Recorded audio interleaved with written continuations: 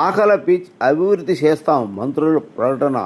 పాకల బీచ్ను అన్ని విధాలా అభివృద్ధి చేస్తామని మంత్రులు శ్రీ కందుల దుర్గేష్, డాక్టర్ డోలా బాల వీరాంజనేయ స్వామి, శ్రీ గొట్టిపాటి రవికుమార్ అన్నారు. శనివారం రాత్రి బీచ్ ఫెస్టివల్లో MP Magunta Srinivasa Reddy, tourism corporation chairman Shri Nukasani Balaji, రాష్ట్ర maritime board chairman Damacharla Satyanarayana, సాంస్కృతిక corporation chairman Podapati Tejaswi, MLC Shri Kancharla Srikanth, ఎమ్మెల్యేలు Damacharla Janardhan, B N Vijayakumar, Inturi Nageswara Rao, Ugra Narasimha Reddy, Muthumula Ashok Reddy, Kondaiah, collector P Rajababu, SP Harshavardhan Raju, joint collector Kalpana Kumari, ఇతర ప్రజాప్రతినిధులు కలిసి పాల్గొన్నారు. సముద్ర హారతి కార్యక్రమంలో పాల్గొని అనంతరం సాంస్కృతిక కార్యక్రమాలు తిలకించారు.